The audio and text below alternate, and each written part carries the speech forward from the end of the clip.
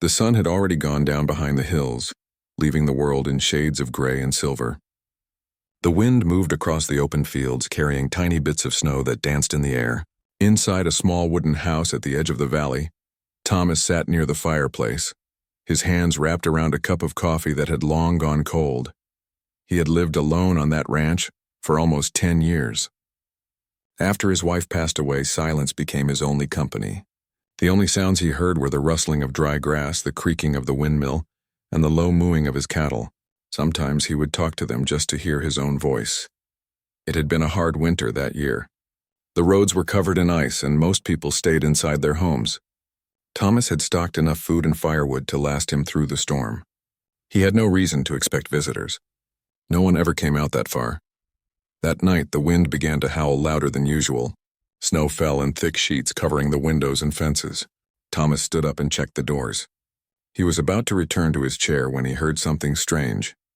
A faint sound like someone crying or calling out. At first he thought it was the wind. But then it came again. "Please, help me." He froze. The voice was weak but real. It sounded like a woman. He stepped closer to the door, his heart suddenly pounding. The voice came again, softer this time, carried by the storm. Thomas grabbed his coat, hat, and a lantern. When he opened the door, the freezing wind hit him hard, stealing his breath. He raised the lantern, squinting through the blowing snow. At first he saw nothing but white. Then something moved near the fence, a small shape lying on the ground. He rushed forward, his boots sinking deep into the snow. When he reached the figure, he saw a young woman half buried in the drift. Her clothes were torn by the wind, her hands trembling, and her face pale from the cold.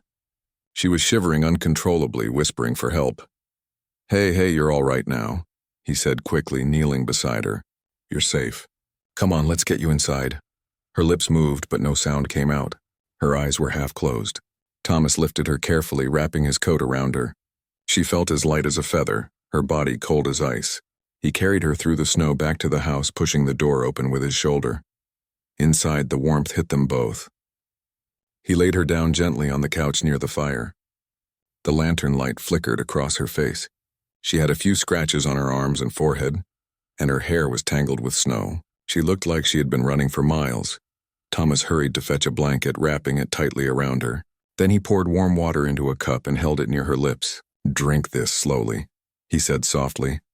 The woman's eyes fluttered open. They were bright green, filled with fear and confusion. She took a small sip, coughing a little. "Thank you," she whispered, her voice trembling. "You're welcome," Thomas replied gently. "You're safe now." "I'm Thomas.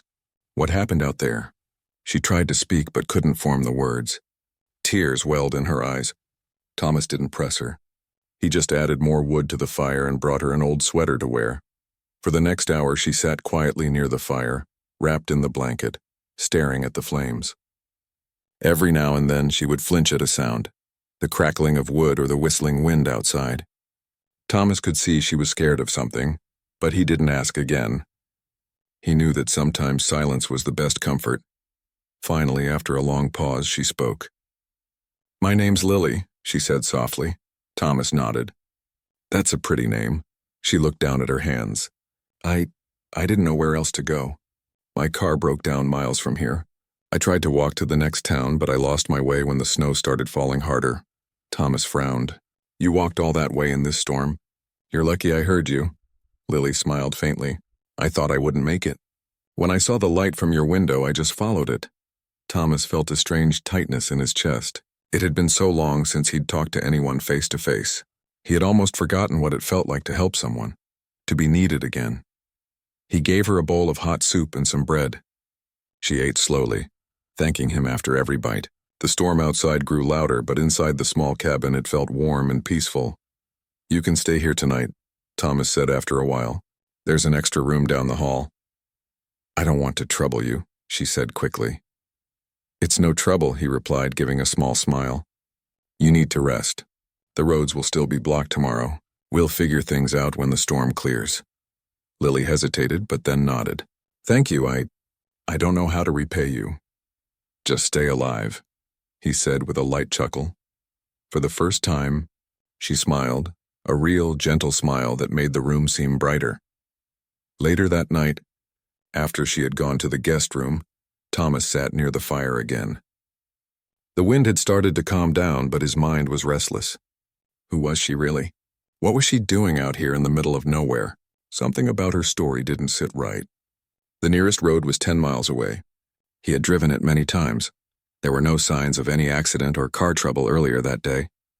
He looked toward the hallway where her room was.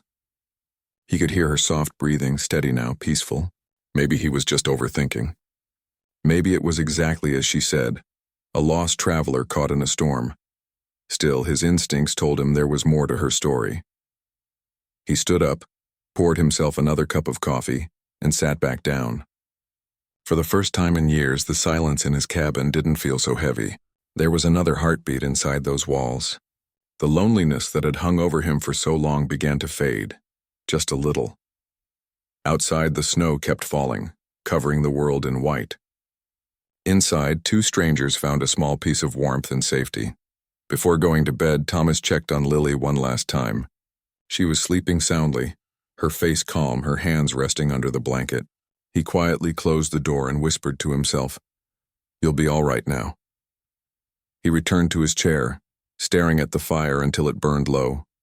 As he drifted toward sleep, he couldn't shake one thought from his mind that maybe, just maybe, fate had brought her to his doorstep for a reason. But as the wind sighed outside and the fire dimmed, he didn't see the small tear that slipped down Lily's cheek as she slept. She wasn't just lost.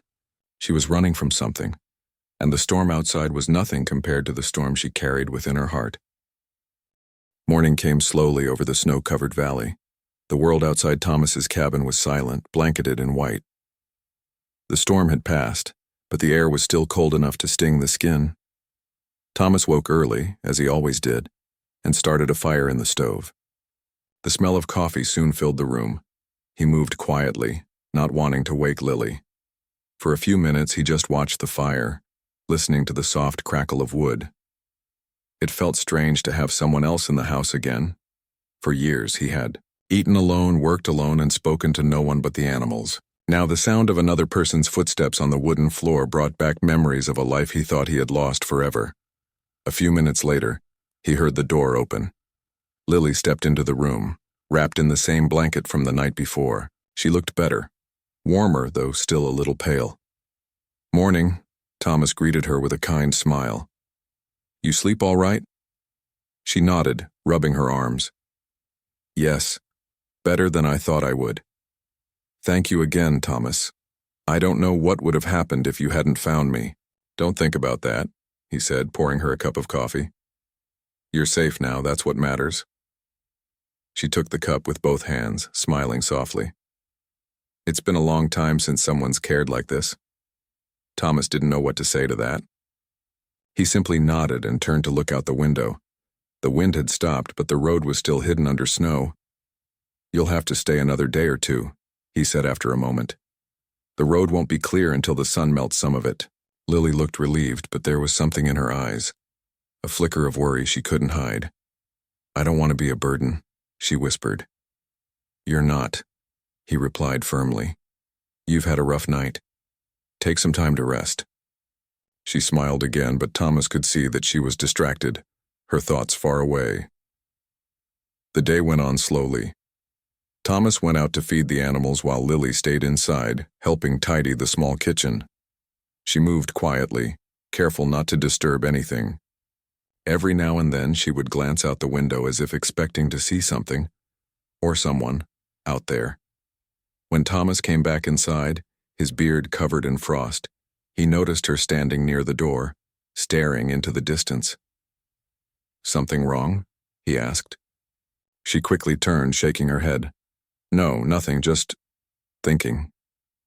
He didn't believe her, but he didn't press. He had learned long ago that people revealed their truths when they were ready. After lunch, the two of them sat near the fire again. Thomas told her a little about the ranch, how it had belonged to his father, how he grew up here, and how he stayed even after everyone else left for the city. Lily listened quietly, her green eyes following every word. "You must get lonely out here," she said softly. He smiled sadly. "Sometimes, but the quiet helps me think. The animals don't argue and the stars don't judge. That's enough most days. She looked into the fire, her voice low. I used to think peace was silence. Now I know silence can be the loudest thing in the world. Thomas watched her for a long moment. You've been through something, haven't you? He said gently. Lily froze, her hands tightening around her cup. For a while she said nothing. Then, finally, she nodded. Yes, she whispered. I've been running. Not from a place, but from people. From my old life. Thomas didn't ask more. He waited, letting her find her own pace. I used to work in the city, she said slowly. It was busy, noisy, and everyone was always in a hurry. I thought that's what life was supposed to be, rushing, competing, proving yourself. But one day something happened that changed everything. She paused, her voice trembling slightly. Someone close to me betrayed me. I lost my job, my friends, everything. I tried to start again, but it felt like the world kept closing its doors, so I left. I took my car and drove with no plan, no map, just away. Thomas nodded quietly. He didn't know what to say, but his eyes told her he understood.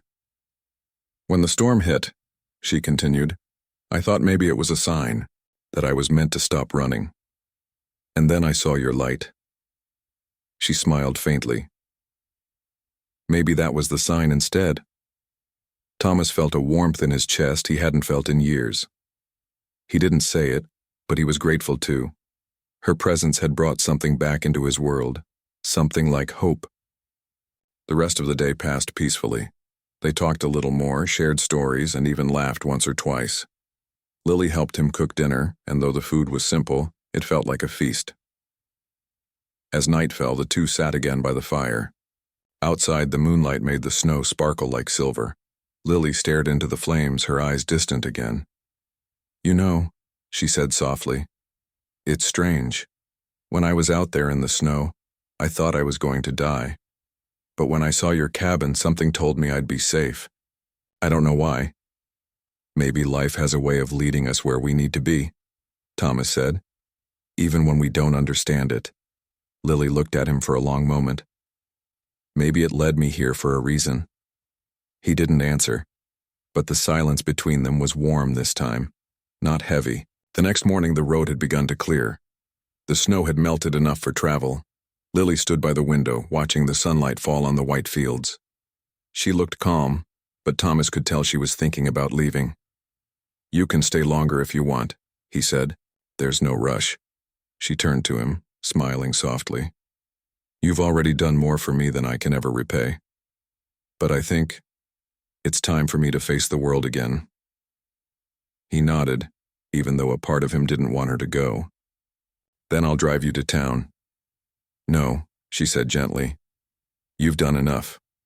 I'll walk to the bus stop once the road's clear. The sun's out now. I'll be fine. Thomas didn't argue. He respected her strength.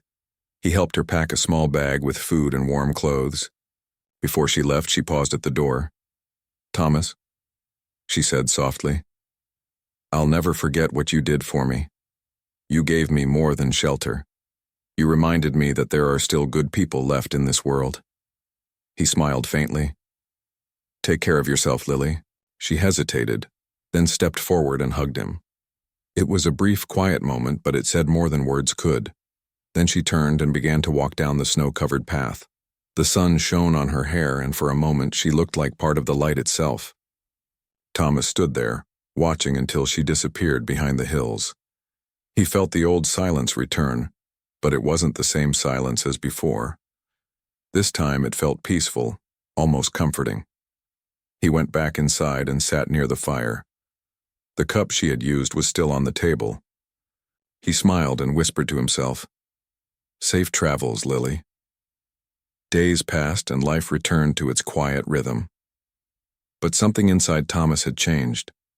He started talking to his neighbors again, fixing things around the ranch, even writing letters to old friends. It was as if her presence had woken up something that had been asleep for too long. And sometimes when the wind blew through the valley, carrying echoes of distant voices, Thomas would pause and listen, hoping maybe to hear that same soft plea once more. Please help me. But this time it was only the wind. And he smiled because he knew somewhere out there she didn't need help anymore.